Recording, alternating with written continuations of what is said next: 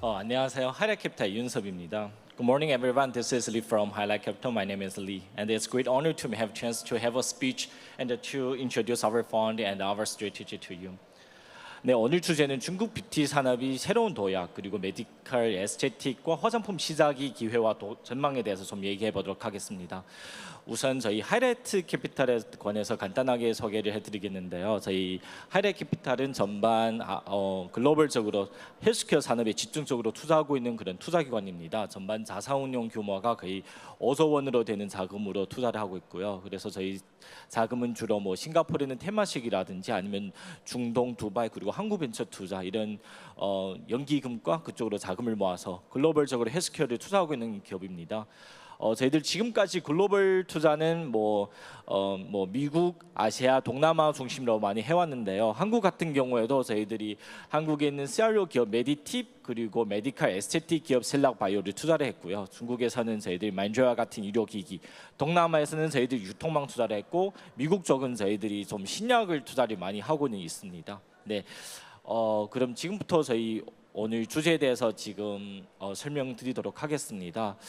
사실 메디컬 에스테틱 산업이라는 게 시작했을 때는 좀 의료 서비스로 많이 시작됐습니다. 전쟁터에 나가서 세계 2차 대전 때 많은 분들이 부상을 입고 피부 치료로 시작을 되었던 수술이었는데 1990년도로부터 들어오면서 메디컬 에스테틱 뷰티 산업으로 전환됐는데요. 그래서 한국 같은 경우에는 1993년부터 많은 발전이 왔었습니다. 하지만 중국 같은 경우에는 좀 한국보다 좀 많이 늦었는데요. 중국은 한 2010년도쯤부터 메디컬 에스테틱 산업, 뷰티 산업이 있게 되었습니다. 그래서 전반적으로 좀 역사가 많이 늦었던 상황입니다.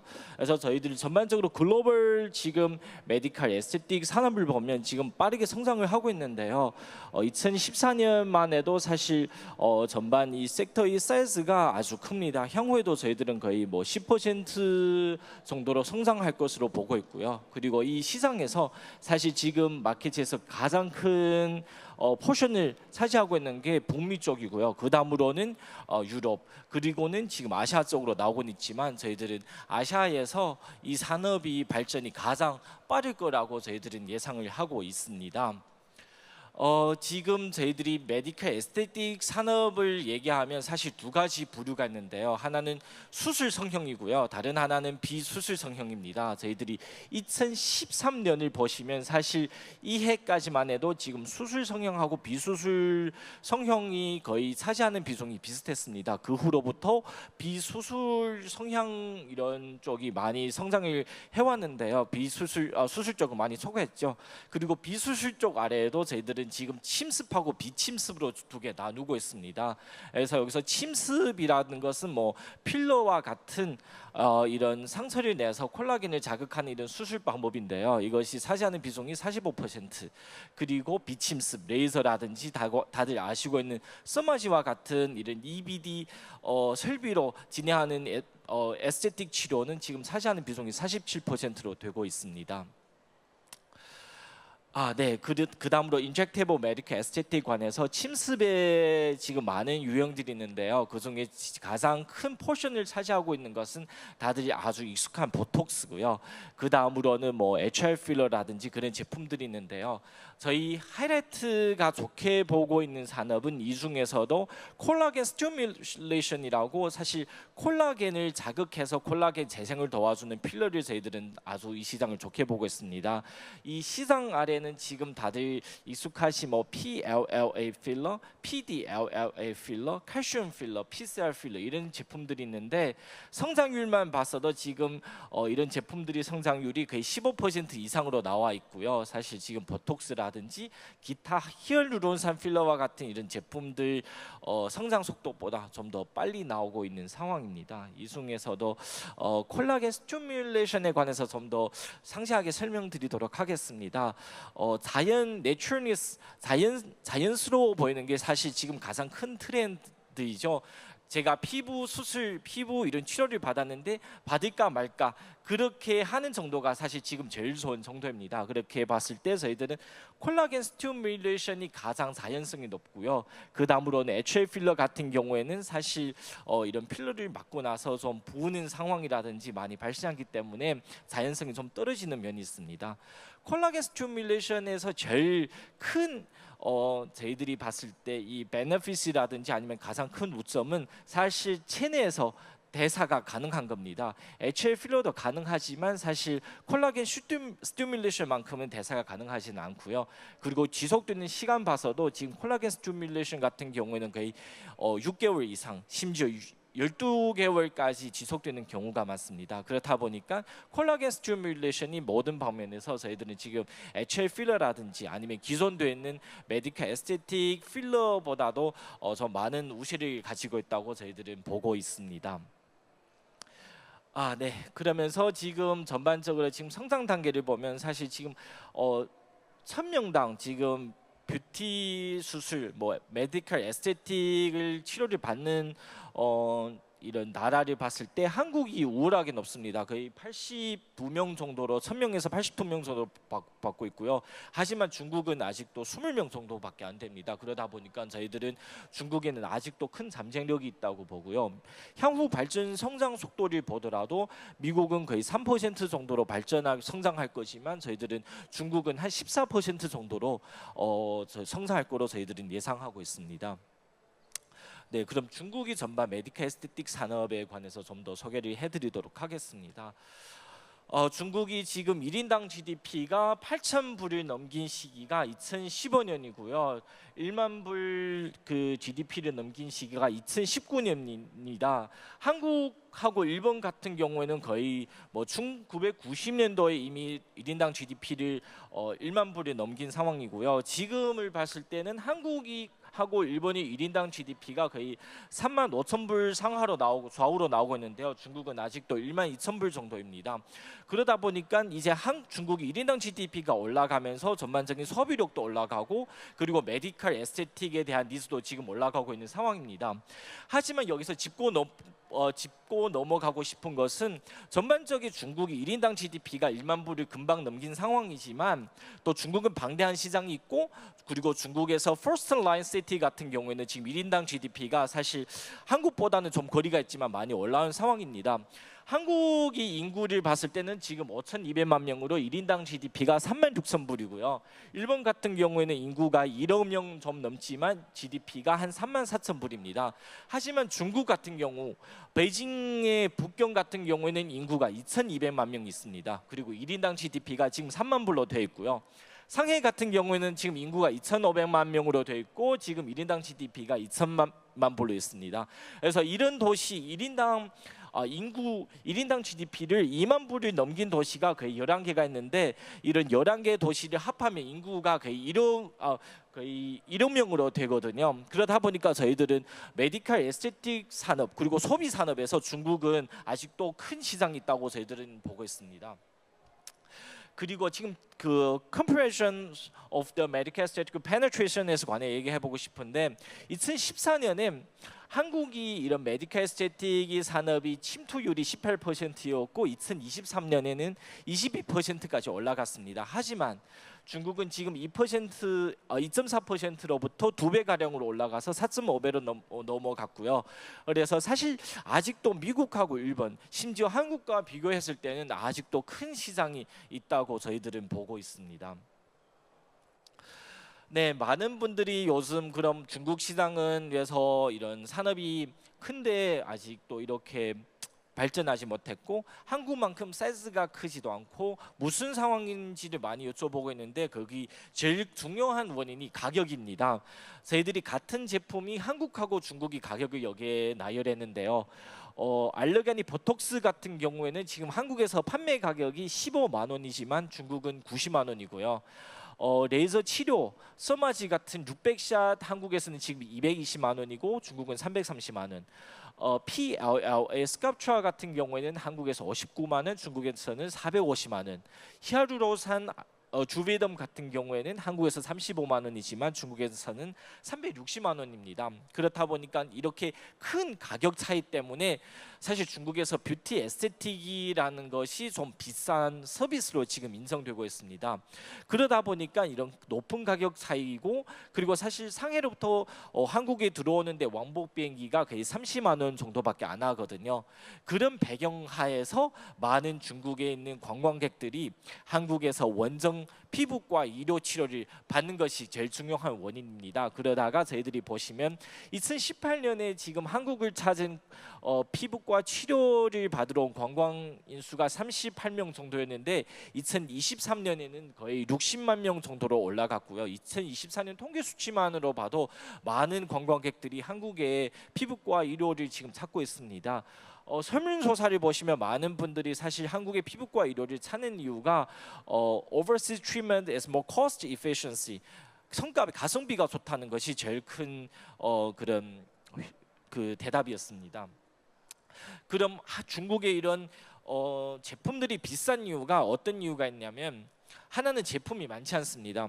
한국에서 지금 인어를 내준 보톡스가 거의 15개, 16개 정도가 되는데 지금 중국에서 인어를 내준 보톡스가 4개밖에 없습니다. 그리고 갈더마의 스culpture, 그리고 몰지 레디스, 이런 제품들은 이미 한국에서 그리고 미국에서 1999년하고 2006년에 이미 출시된 제품이지만 이런 제품들이 중국에서는 2025년에서야 출시되었습니다. 올해 1월에야 출시된 제품들입니다. 그러다 보니까 한국에는 또 스culpture와 아니면 레디스를 대체할 수 있는 여러 가지 제품들은 있지만 아직 중국은 이런 국산화가 잘 돼 안 있고 제품 수량이 적다 보니까 가격이 높을 수밖에 없습니다. 네, 하지만 요즘 들어서 많은 제품들이 2025년부터 제품들이 출시되었는데요. 그 출시를 되고 인허를 받게 된 가장 중요한 원인이 올해 들어서 작년부터죠. 거의 중국의 경제 침체가 왔고 소비 침체가 와서 사실 중국 정부 입장에서는 많은 새로운 제품들을 풀어주고 다들 이런 국민들이 소비를 촉진하고 국민들이 소비를 촉진하는 것이 중요한 방향이었습니다. 그러다 보니까 사실 그 전까지 인허를 안 내줬던 많은 메디컬 에스테틱 제품들이 2025년에 와서 인허를 받기 시작했는데요. 중국에서 인허를 받는다는 게 사실 쉽지 않은 상황입니다. 일단 임상 전 준비를 하는데 거의 1년 동안 시간이 걸리고, 그리고 임상 시험 수술을 준비하는데 거의 뭐 1년 반이라든지 아니면 3년 시간이 걸리고, 그리고 마지막으로 이런 인허가 신청을 하는데 거의 1년 반 시간이 걸리면서 총 5년 내지 8년이라는 시간이 걸립니다. 일단 걸리는 시간이 오라다 보니까 기업 쪽에서 충족한 자금도 있어야 되고 이런 연구개발 인력도 있어야 되고, 그리고 인허를 딸 수 있는 능력도 있어야 되다 보니까 사실 전반적으로 메디컬 에스테틱이 인허를 받는 허들 장벽이 좀 높습니다. 이것은 단순한 소비품도 아니고 또 의료기기도 아니다 보니까 소비품을 팔 수 있는 이런 마케팅 능력이 있어야 되고 또 인허를 딸 수 있는 의료 산업의 능력이 있어야 이런 제품들이 잘할 수 있습니다. 그러다 보니까 이게 허들 장벽이 높은데요. 여기서 사례를 하나 소개해드리겠습니다. 여기 우중이라는 기업이 있는데 제네릭을 주로 만드는 회사였습니다. 그러다가 많은 제품들이 제네릭 제품들이 가격이 내려가면서 회사 주가도 거의 뭐 40위안으로부터 5위안으로 됐고 회사 실적도 거의 손실로 많이 나오고 있습니다. 그러다가 이 회사가 3년 동안 열심히 준비했던 제품이 한국에 있는 리젠바이오텍이 에스테필이라는 이런 PDLLA 제품이었습니다. 이 제품이 작년 연말에 인허를 받고 판매가 나면서 회사 실적이 대박 났습니다. 거의 4개월 달에 4개월 동안 판매한 결과 거의 5천만 불 정도로 제품을 팔았고요. 회사 전반 시가총액도 거의 13달러 정도로 올라왔고 주가도 많이 올라왔습니다. 그래서 이런 메디컬 에스테틱 제품들이 출시되면서 일단 인허를 따면 중국에서 많은 호평을 받고, 그리고 한 개 기업이 운명을 개변시킬 수 있습니다. 다른 한 가지로 저희들이 사실 이 산업을 좋게 보는 이유가 위고비. 지금 제품들이 한국에서도 많이 사용되고 있고 중국에서도 많이 나오고 있는데요. 중국 같은 경우에는 거의 2027년에는 20개 GLP-1 약품이 나오고 있습니다. GLP-1 같은 경우 지금 임상 데이터라 보면 거의 2,000명이 임상했을 때 그 체중이 거의 17% 이상으로 지금 내려가고 있는데요. 하지만 사이드 이펙트가 피부에 있는 콜라겐도 함께 줄어듭니다. 그래서 지금 오젬픽 페이스라고 피부가 많이 처져 있는 상황인데요. 그래서 많은 분들이 일단 GLP-1으로 비만 이런 치료를 받고 나서 피부가 내려갈 경우에는 방금 제가 얘기했던 콜라겐 스티뮬레이션, 이런 콜라겐 이런 메디컬 에스테틱 치료를 받으면서 다시 피부의 재생을 돕고 있습니다. 그러면서 여기 인모드가 최근에 발표한 어닝 콜에서도 그 얘기를 하셨는데요. 일단 한 번 체중을 감량하고 나서는 그 몸무게를 유지하고 싶고, 하지만 체중을 감소하는 원인은 좀 멋있게 보이기 싶어서 했는데 또 피부 쪽으로 많은 트러블이 생기다 보니까 콜라겐 스티뮬레이션을 찾는 경우가 많습니다. 그러다 보니까 저희들은 2027년에 이런 GLP-1 제품들이 많이 출시되면서 저희들은 충분히 이런 메디컬 에스테틱 산업이 함께 발전할 수 있다고 저희들은 예측하고 있습니다. 그래서 저희들은 향후에 아무래도 톡시는 제일 큰 시장이지만 저희들은 한국과 중국을 비롯해서 이런 콜라겐 재생 제품들이 이런 메디컬 에스테틱 시장에서 더 큰 비중을 차지할 거라고 저희들은 예상하고 있습니다. 다음 섹터로 저희들이 좋게 보고 있는 것은 바로 제소합 콜라겐인데요. 사실 지금 한국에서도 그렇고 지금 유럽에서 많이 사용되고 있는 콜라겐은 동물성 콜라겐을 많이 사용하겠습니다. 뭐 돼지라든지 소로부터 이렇게 억에 추출한 이런 콜라겐을 많이 사용하고 있는데 저희들은 제소합 콜라겐을 많이 보고 있습니다. 제조합 콜라겐 같은 경우에는 전반적으로 생산이 좀 안정성이 있고 수율도 높다는 것도 있고, 또 아무래도 인체와 좀 비슷한 구조를 가지다 보니까 면역 반응이 좀 적게 낼 수 있습니다. 그리고 이런 콜라겐 같은 경우에는 메디컬 에스테틱뿐만 아니라 뭐 건기능 식품, 화장품에도 사용되고 있어서 충분히 콜라겐이 그 효능을 많은 것에 저희들은 사용할 수 있다고 보고 있습니다. 그래서 여기서 진보 바이오라는 중국 바이오 기업이 있는데요. 이 기업 같은 경우는 중국에서 처음으로 제소합 콜라겐으로 그레이드 3 메디컬 디바이스 라이선스를 받아서 피부의 치료용으로 지금 사용하게 될 수 있습니다. 그래서 이 회사도 사실 지금 성장 단계를 보면 모두 세 가지 성장 단계를 거쳤는데요. 처음으로는 피부 창석제로 나와서 매출이 많이 올라갔고, 그리고 그 다음으로는 화장품 원료로 매출이 올라갔고, 2024년에는 3등급 의료기기를 받으면서 처음으로 피부에 이렇게 사용할 수 있는 제품이 나오면서 2024년에는 매출이 거의 2억 달러 정도로 지금 나왔고, 순이익이 거의 1억 달러 정도로 지금 순이익이 나온 상황입니다. 그래서 저희들은 제소합 콜라겐은 또 다음 트렌드라고 저희들은 보고 있습니다. 네, 그래서 저희들은 중국의 이런 기회는 분명히 있다고 보고 있습니다. 일단 중국에서 아주 큰 시장은 있고, 인구도 있고 소비자도 있고, 하지만 이 허들 장벽이 낮은 허들 장벽이 아닙니다. 일단 소비품 컨슈머를 팔 수 있는 마케팅 능력이 있어야 되고, 의료기기와 같이 인허를 딸 수 있어야 능력이 있어야 이 시장에서 달할 수 있다 보기 때문에 저희들은 충분히 한국 기업도 이런 능력을 준비해 왔고, 또 중국의 좋은 파트너를 찾을 수 있으면 이런 시장에서 아주 큰 먹거리를 확보할 수 있다고 저희들은 확신하고 있습니다.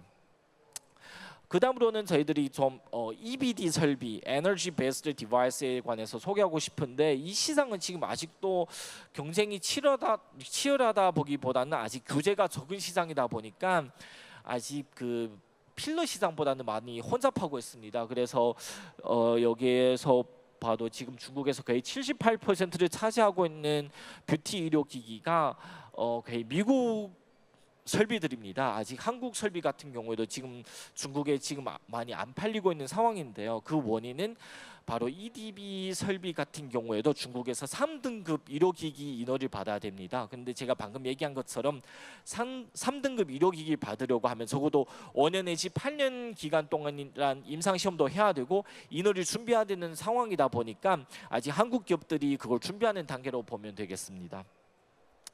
네, 마지막으로는 화장품 시장에 대해서 간단하게 그냥 짚고 넘어가겠습니다. 2024년까지 지금 화장품이 전반 마켓 시장이 5,500만 불이고 그 중에서 미국이 차지하는 비중이 22%, 중국이 16%, 일본이 8%를 차지하고 있습니다. 이 중에도 지금 한국이 지금 화장품 수출이 지금 많은 성장을 이루고 있는데요. 하지만 2024년하고 2021년 비교했을 때만 해도 지금 많은 변화가 있습니다. 21년만 해도 중국에 수출하는 물량이 63% 1위였죠. 하지만 2024년 보시면 지금 중국에 수출하는 물량이 35%밖에 안 되고 있습니다. 반면 미국하고 일본 같은 경우에는 지금 9%로부터 18%, 10% 올라왔고요. 그래서 많은 물량들이 사실 중국이 아니라 지금 미국하고 유럽으로 많이 가고 있습니다. 네, 하지만 중국이 화장품 시장이 그렇다고 성장이 멈춘 게 아닙니다. 중국의 화장품 시장도 쭉 매년마다 3%, 5%까지 올라가고는 있지만 경쟁 구도가 바꾼 겁니다. 이전에는 오프라인 주도로 지금 판매를 해왔지만 지금 거의 65% 화장품이 온라인으로 판매되고 있습니다. 지금 중국 내에서 지금 한국이 지금 중국 내 화장품 매출이 많이 내려가고 있는데요. 2024년만 해도 지금 한국 화장품이 매출이 15%로 내려갔습니다. 하지만 이런 상황이 한국 화장품만이 문제가 아니거든요. 여기서 미국하고 유럽이 화장품 같은 경우에도 지금 5%로 내려갔고 일본이 화장품도 15% 내려갔습니다. 하지만 반면 중국의 국산화 화장품이 지금 20% 이상으로 올라가고 있는데요. 그 이유는 바로 방금 제가 얘기했던 화장품의 마켓이 전쟁터가 이제는 오프라인이 아니라 온라인으로 바뀐 거죠. 그러면서 중국의 뭐 레드북, 중국의 버전이 인스타그램, 중국 버전이 트위터에서 어떻게 마케팅을 잘하냐, 인플루언서를 통해서 어떻게 물건을 더 잘 파냐가 그런 마케팅 싸움이 가장 큰 힘이 되었습니다. 그러다 보니까 중국 기업들이 그런 마케팅을 더 잘하게 되었고 중국에 있는 국산화 화장품들이 매출이 많이 올라가게 되었습니다. 네, 저희들이 알리바바하고 틱톡에 지금 판매하고 있는 브랜드를 보겠습니다. 지금 알리바바 같은 경우에는 중국에서 거의 뭐 오프라인하고 비슷한 가격으로 판매되고 있고 거의 이런 큰 빅 브랜드 이런 판매하고 있는데 여기서 파란색은 지금 그 중국 국산 브랜드이고요. 그리고 빨간색은 일본 브랜드입니다. 그래서 2023년, 2024년만 해도 저희들이 보면 탑 15에 거의 중국 브랜드가 세 군데가 지금 올라와 있습니다. 하지만 틱톡 같은 경우에는 전반적인 포지션이 좀 싸게 가성비가 높은 화장품을 팔고 있는데요. 그러다 보니까 틱톡에서 팔고 있는 국산화 화장품 비중이 과거보다 많이 올라왔고 이 중에 지금 일본하고 화장품이 유일하게 후가 LG 생활건강이 후 브랜드가 지금 탑 15에서 아주 안정적으로 뭐 탑 10이 이런 위치를 유지하고 있습니다. 근데 후가 잘 팔리는 이유가 중국에서 마케팅을 잘하고 있습니다. 이분들이 이전과 달리 좀 가성비가 있는 이미지로 틱톡에서 라이브를 통해서 생방송을 하면서 물건을 많이 팔고 있는데요. 그러다 보니까 중국의 트렌드를 맞춰서 마케팅을 진행한 겁니다. 그래서 후가 사실 지금 LG 생활건강이 전반적인 이런 중국에서 매출이 다른 한국 기업보다 지금 많이 잘 되고 있습니다. 그러면서 최근에 저희들 보면 설화수 같은 경우에도 지금 중국에서 이런 라이브 생방송 홈쇼핑 같은 잘하시는 이런 아나운서분을 지금 모델로 삼아서 지금 중국에서 마케팅을 하고 있습니다. 그러면서 전반적인 중국의 이런 마케팅이라든지 아니면 이런 판매 트렌드를 따라가면서 좀 더 중국의 소비자들 맞춰서 물건을 판매하는 그런 성향을 보이고 있습니다. 네, 전반 메디컬 에스테틱 화장품 시장을 비교했을 때 저는 아직도 중국은 이머징 마켓이고 한국은 충분히 경쟁력을 갖춘 시장이라고 보고 있습니다. 화장품하고 메디컬 에스테틱 시장만으로 봐도 한국에 아주 훌륭한 기업들이 많고 그리고 기술력이 뛰어나고 마케팅 능력이 뛰어난 기업들이 많습니다. 하지만 중국은 아직도 그런 시장이 아니다 보니까 저희들은 충분히 중국에도 그럴 기회가 있고 한국 에 있는 기업들이 충분히 중국 시장에 관심을 가져주시고 좋은 파트너를 찾아서 중국 시장을 개척하는 데는 저희들은 문제가 없다고 보고 있습니다. 네, 이상으로 하이라이트 캐피탈 윤섭이었습니다. 지금까지 전반적인 중국의 화장품하고 메디컬 에스테틱에 관한 소개를 해드렸고요. 그리고 좀 더 추가적으로 관심되는 내용이 있으면 언제든지 연락 주시면 아주 열렬하게 반기겠습니다. 네, 감사합니다. 이윤섭입니다.